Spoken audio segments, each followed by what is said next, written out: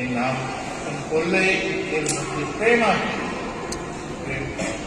প্রেমটা এর মধ্যে লুকিয়ে রেখে শ্রী চৈতন্য মহাপ্রভু পরম কথা হয়, তিনি বলিহত জীবের জন্য স্পেশাল সুতরাং আমরা নাম করব। এই নাম করলেই কোন নাম? হরে কৃষ্ণ হরে কৃষ্ণ কৃষ্ণ হরে রাম সুতরাং নাম করলেই শেষ হওয়া যায়। এর জন্য আর সুযোগ করে আর কোনো চেষ্টা করতে হবে।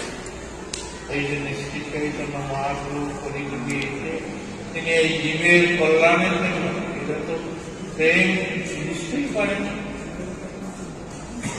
কিন্তু অনায়াসে এটা পেয়ে যাবেন না, প্রেমে গড়াগড়ি যাবেন, মানে আমার হৃদয় গড়াগড়ি যাবে। তাহলে বুঝতে হবে যে হ্যাঁ ওনার প্রেম হয়েছে। সুতরাং আমরা পূর্ব জন্মের প্রচুর পরিমাণে প্রকৃতি সঞ্চিত ছিল, যার ফলস্বরূপ আমরা আমি এসে বাস করার সুবিধা হয়েছে এবং সাধুসঙ্গ করারও সুবিধা হয়েছে।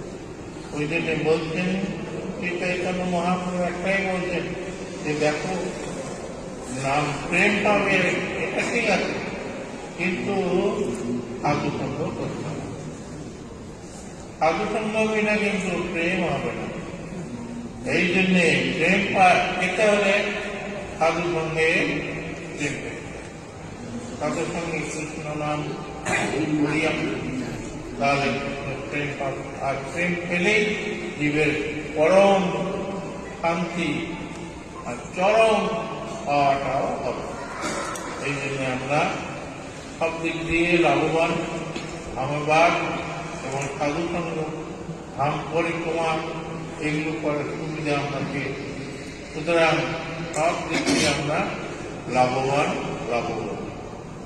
সুতরাং এই হরিনাম আমরা করব, সাধুসঙ্গে কৃষ্ণ নাম এই মাত্র চাই, সংসার দেরিতে আর কোনো বস্তু নাই। সাধুসঙ্গ সর্বশাস্ত্রে কয়, রঘুমন্ত্র সাধুসঙ্গে এই সাধুসঙ্গের দ্বারা এটা পাওয়া যাবে। কি পাওয়া যাবে? প্রেম পাওয়া যাবে। এমনি কিন্তু সাধন করে প্রেম পাওয়া যাবে না, সাধুসঙ্গ চাই। সাধুসঙ্গের দ্বারাই কৃষ্ণ প্রেম পাওয়া যাবে। প্রেম পেলেই আমাদের মনুষ্য জীবন সার্থক হবে। এই যে 4,32,000 বছর তো ওদের কর্মাই এটা সার্থক হবে।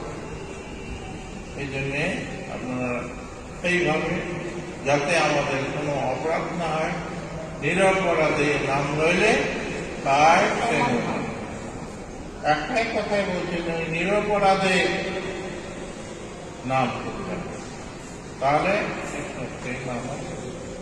সুতরাং আমরা মহাপ্রভুর নিকট প্রার্থনা, বৈষ্ণবদের নিকট প্রার্থনা জানাচ্ছি, এই বৈষ্ণবকেন্দ্র কৃপা করুন যাতে আমাদের অপরাধ দূর হয়, নিরপরাধ অবস্থায় আমরা যেন কৃষ্ণ নাম করতে পারি, তাহলে আমাদের মনুষ্য জীবন সার্থক হবে।